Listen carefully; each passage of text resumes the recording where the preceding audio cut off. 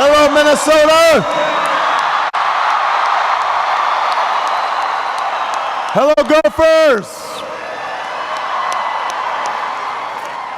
Oh, it is good to be back in Minnesota.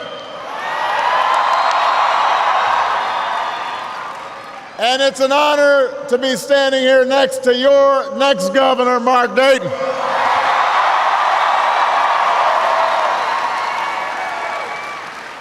Let me just make mention of the other wonderful public servants who are here.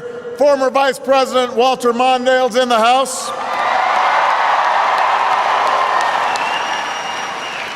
Your terrific pair of senators, Amy Klobuchar and Al Franken, are here.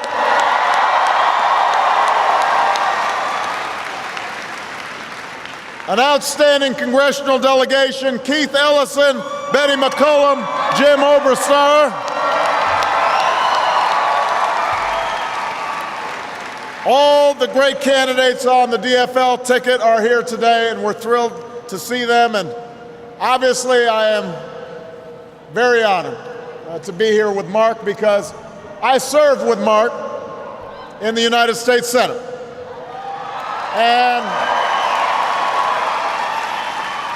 And so I know this man. And I know that he's been fighting for the people of this state his entire career. You know what kind of leader he is. You know what kind of fighter he is. Everybody else in this race might be talking about change. Here's the only candidate who can actually deliver change, who's actually delivered change before.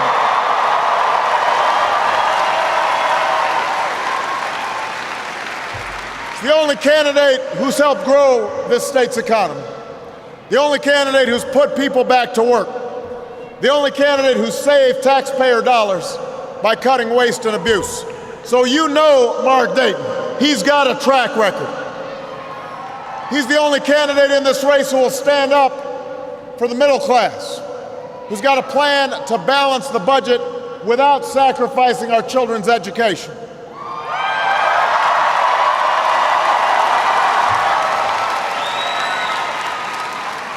A candidate who has a plan to create jobs and help small business owners grow and to thrive. The point is, Mark Dayton has spent his life fighting for Minnesota. And now I need all of you to fight for Mark Dayton so we can keep this state moving forward.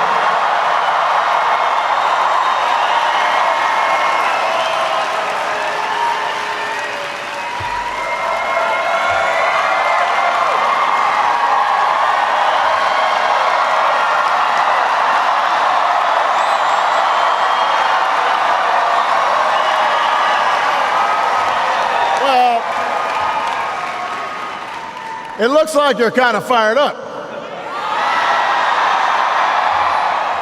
And I need you fired up. Because in just 10 days, you have the chance not just to set the direction of this state, but also help to determine the direction of this country. Not just for the next 2 years, but the next 5 years, the next 10 years, the next 20 years. And just like you did in 2008, you have the chance to defy the conventional wisdom. Because right now the conventional wisdom is that you can't overcome the cynicism of politics, that you can't overcome all the special interest money that Mark was talking about, that you can't tackle big challenges, that the political system just can't digest it. The same way that they said in 2008 that you can't elect a skinny guy with a funny name to the presidency of the United States of America. And so in 2008 you said, yes, we can. In 2010, you've got to say, yes, we can.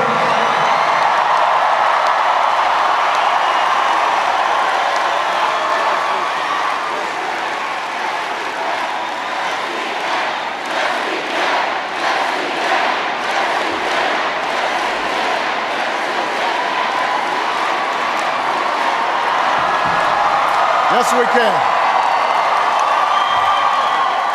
Now, look, there is no doubt that this is going to be a difficult election.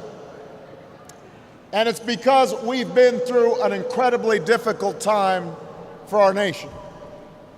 For most of the last decade, the middle class in America was getting pounded. Give you a few statistics. Between 2001 and 2009, when Republicans were in charge, the middle class saw their incomes go down by 5% during that period. That's not according to me, that's according to the Wall Street Journal. Between that same period, we had the slowest, most sluggish job growth of any time since World War II. So this was a lost decade for middle-class families. Costs of everything from health care to getting a college education were skyrocketing. Jobs were disappearing overseas. Too many parents had to say to their kids, you know, we might not be able to afford to send you to college. Too many families had to pass up going to the doctor when they got sick because they couldn't afford it. Too many Americans having 2, 3 jobs and still not being able to make ends meet. And then all of this culminated in the worst financial crisis and the worst economic crisis since the Great Depression. I want everybody to think back to when I was first sworn in. We had lost 4 million jobs in the 6 months before I took office. We lost 750,000 the month I took the oath. 600,000 the month after that, 600,000 more the month after that. We lost almost 8 million jobs, almost all of them lost before any of our economic policies could be put into place. And when I arrived in Washington, my hope was that we could put politics aside for a moment to meet this once-in-a-generation challenge. My hope was we could stop the division and the bickering and the partisanship that had dominated Washington, and that we could come together to solve problems because although we are proud Democrats, we are prouder to be Americans, Minnesota.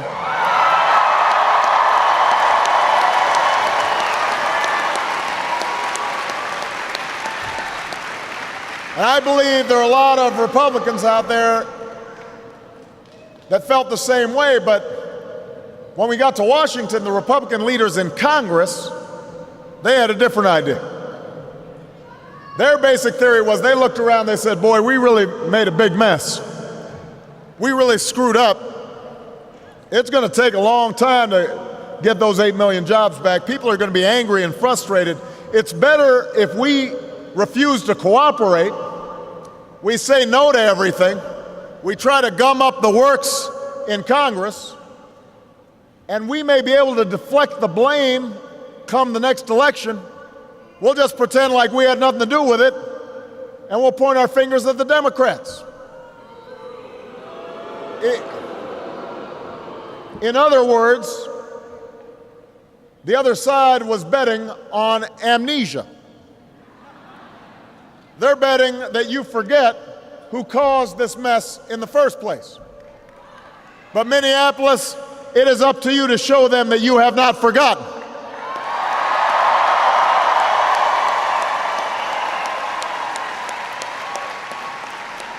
It's up to you to remember that this election is a choice between the policies that got us into this mess and the policies that are leading us out of this mess.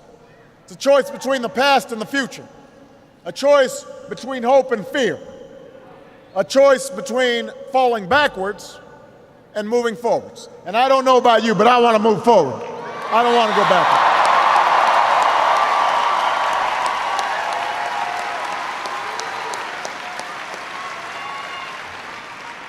And if you don't think this is a choice, if you think somehow there's a new and improved Republican Party out there, let me be clear. The chair of the Republican Campaign Committee was asked, well, what are you going to do if you take over Congress? He said, we'll pursue the exact same agenda as we did before Obama took office. I mean, it's not as if they went off into the desert, they realized, boy, we really screwed up. And they went and meditated for a while and came up with some new ideas.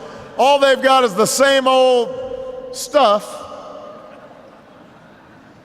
that they were peddling over the last decade. Cut taxes mostly for millionaires and billionaires. Cut rules for special interests.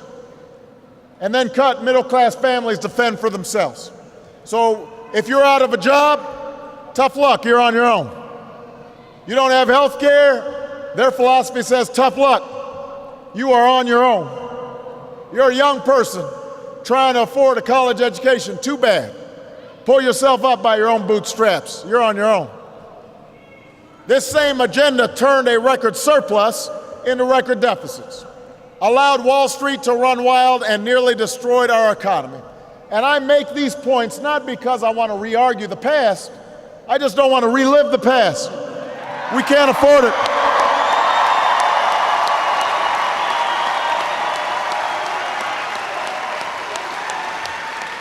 We can't afford it. We tried their way. It's not as if we didn't try it. We tried it for 8 years, and it didn't work. And you know, the true sign of madness is if you do the same thing over and over again and expect a different result. We've tried what they're doing, and it didn't work. And we wouldn't get a different result if we went back to it. So we've got to move forward, not back. I know that Al Franken talked to you a little bit about the analogy of a car being driven into the ditch. Although I guess Al kind of embellished it a little bit. He said there were alligators down there. I didn't see the alligators, but it is true the car went into the ditch. And it is true that me and Al and Amy and Mark and others, we've had to climb down into the ditch, and it is hot down there and dirty, and we'd been pushing that car, pushing it. The whole time the Republicans have been standing on the sidelines. They've been looking down, fanning themselves, sipping on a Slurpee, kicking dirt down into the ditch, kicking dirt in our faces, but we kept on pushing.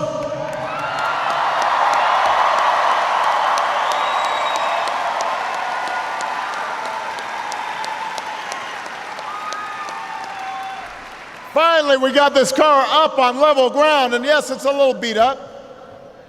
It needs to go to the body shop. It's got some dents. It needs a tune-up, but it's pointing in the right direction. And now we've got the Republicans tapping us on the shoulder saying, we want the keys back. You can't have the keys back. You don't know how to drive.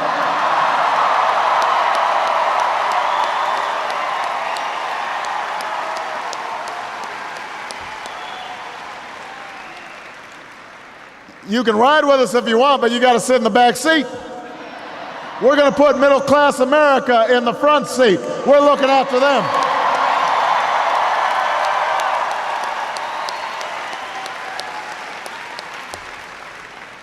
I mean, you have noticed when you want to go forward, what do you do with your car? You put it in D. If you want to go backwards, what do? You put it in R. I don't want to go backwards. I'm going forwards with all of you.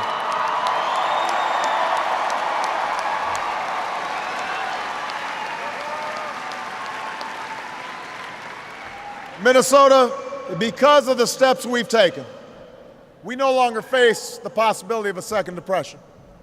The economy is growing again.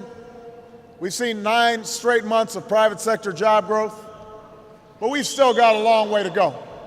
There are a lot of folks hurting out there, a lot of people hanging by a thread. There's still families who have members who were desperate for a job. There's still a lot of folks who are still worried about losing their home. That's what keeps me up at night. That's what keeps Mark up at night. That's what keeps us fighting. Because we've got a different idea about what the future should hold for America. And it's an idea rooted in our belief about how this country was built. We understand government can't solve every problem. We know government has to be lean and mean. We know that everybody who pays taxes expects efficiency. They don't want to see their tax dollars wasted. But in the words of the first Republican president, Abraham Lincoln, who, by the way, could not win the nomination of the Republican Party these days, we also believe that a government should do for the people what they cannot do better for themselves. That we believe in an America that rewards hard work and responsibility and individual initiative, but also an America that invests in its people and its future. An America that invests in the education of our children, in the skills of our workers. We believe in an America in which we look after one another, where I say, I am my brother's keeper, I am my sister's keeper. That's our vision. That's the America that I believe in, and that Mark believes in, and that you believe in. That's the choice in this election.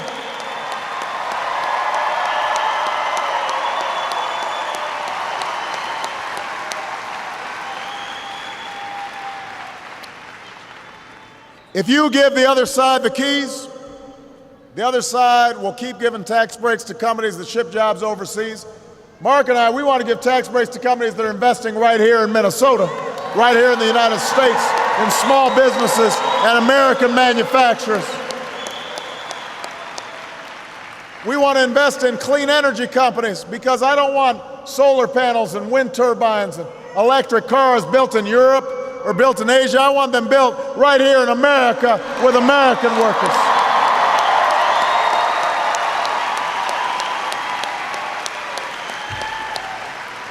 That's the choice in this election. If we give them the keys, here's their big economic idea. This is their big job plan, is to cut taxes for the top 2%. It'll cost $700 billion. It'll be an average $100,000 check for millionaires and billionaires. 98% of folks would not see any of this money from this tax break. And to pay for it, we'd have to borrow money from China.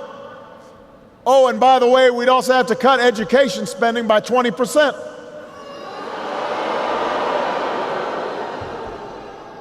Now, why on earth do we think that would be good for our future? Do you think that China is cutting education spending by 20%?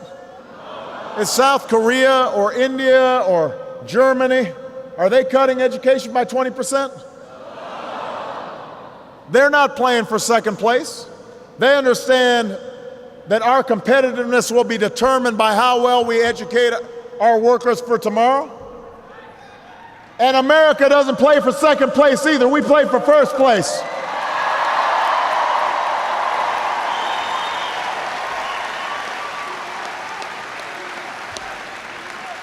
That's why Amy, that's why Al, that's why we worked together, Keith and Betty. That's why we came together to make sure that we took tens of billions of dollars that were going to banks in unwarranted subsidies, and we sent that money where it should be going, to you.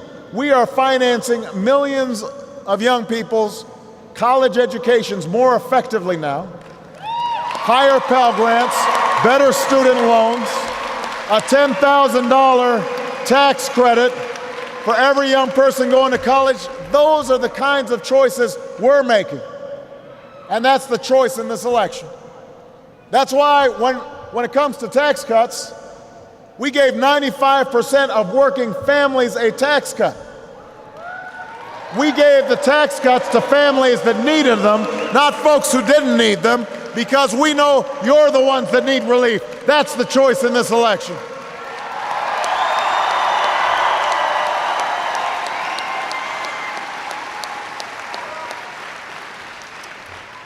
We give the other side the keys back, and I promise you we'll have those special interests sitting shotgun.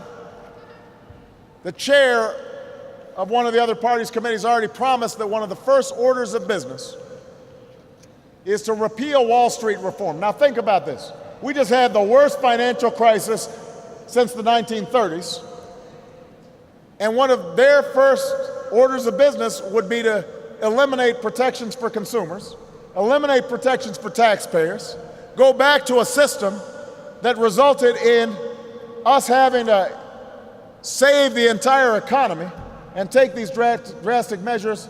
Why would we do that? Why would we do that?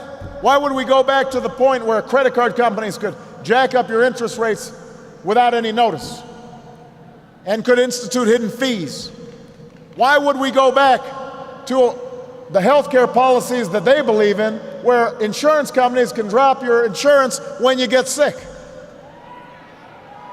Why would we put those folks back in the driver's seat? Let me tell you about healthcare reform. Because of healthcare reform, everybody here who is under 26 can stay on their parents' healthcare even if they don't have health insurance.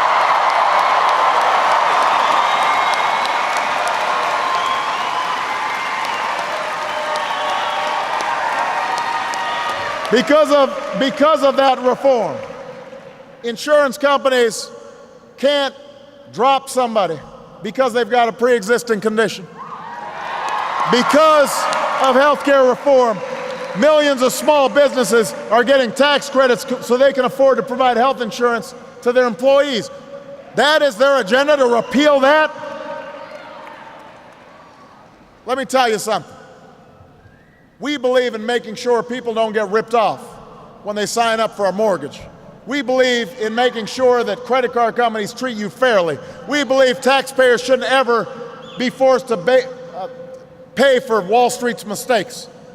We believe that insurance companies should cover you when you've been paying your premiums. That's what we believe. That's the choice in this election. That's why you've got to elect Mark Dayton governor, because he believes it too.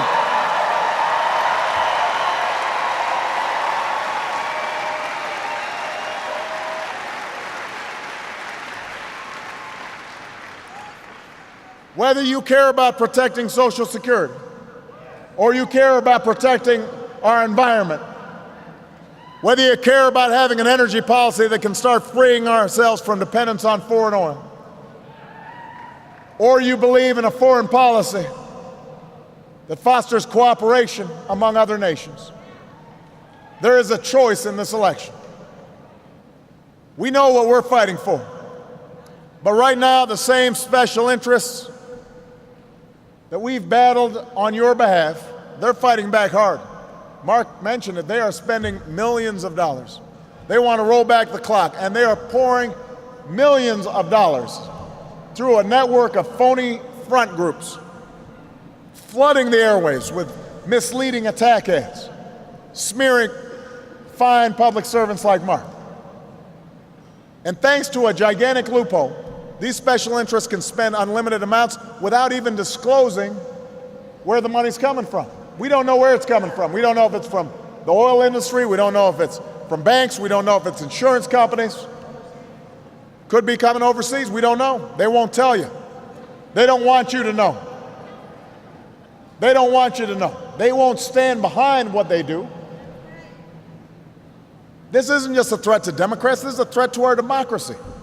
Minnesota has always had a tradition of clean, fair elections, a tradition of good government. We don't.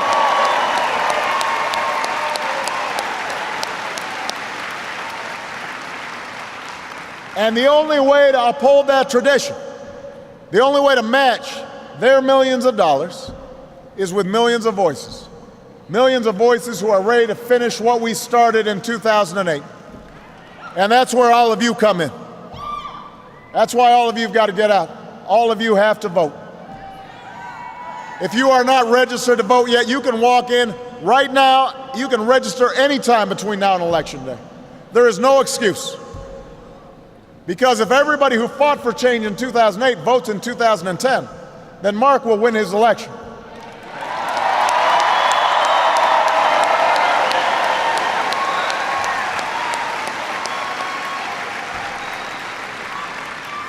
A lot of you got involved in 2008 because you believed we were in a defining moment.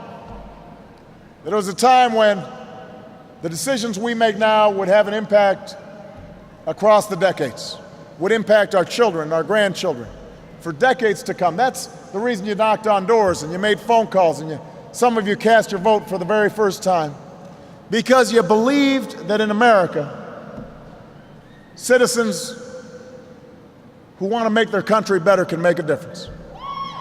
And you know what? I told you then, 2 years ago I told you, the change is not easy. Power does not give up without a fight.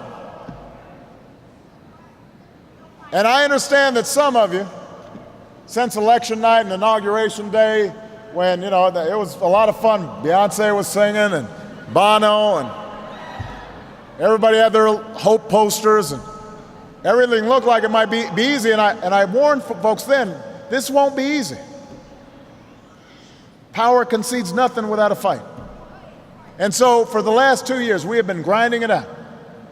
We passed health care reform, but it was a hard fight. We passed Wall Street reform, but it was a hard fight.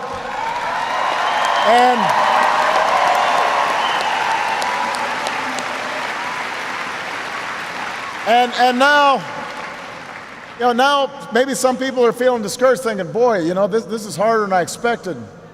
And maybe all that work that I did in 2008, maybe it didn't make as much of a difference as I had hoped. But I want everybody here to understand, don't let anybody tell you that what you did has not made a difference, that the fight isn't worth it. Because of you, there's somebody in Minnesota right now that instead of going bankrupt is able to get treatment for their cancer.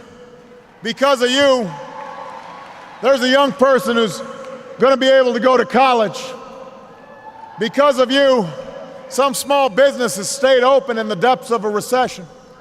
Because of you, there are 100,000 brave young men and women who we've brought home from Iraq. Because of you. Because of you. So don't let them tell you the change is impossible. It's just hard, that's all. And that's okay. We've got to earn it. We're just in the first quarter. We got a lot more quarters to play.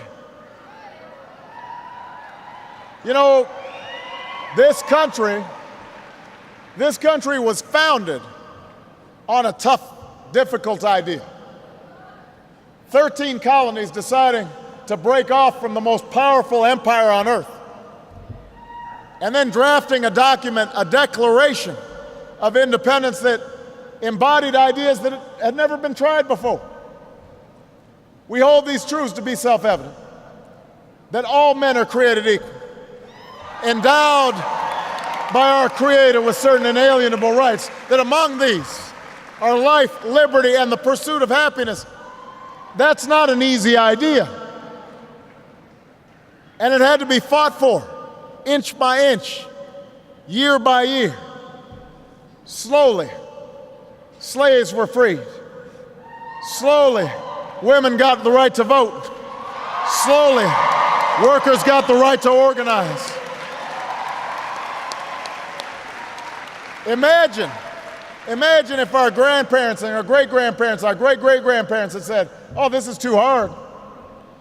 Folks are saying mean things about us. I'm not sure if we can ever get to the promised land. We wouldn't be here today. But they understood that we are tested when we stand up in the face of difficulty, when we stand up in the face of uncertainty, when we're unafraid to push forward, because we know we're doing it not just for ourselves, but for future generations. That's how we came through war and depression. That's why we have civil rights and women's rights and workers' rights. That's why we've been able to clean up our air and clean up our water.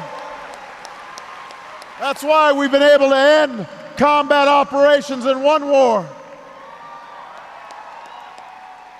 The journey we began together was never about putting me in the White House. It was about building a movement for change that endures. It's about understanding that in America, anything is possible if we're willing to work for it and fight for it, and most of all, believe in it. So I need you to keep fighting. I need you to keep working, and I need you to keep believing.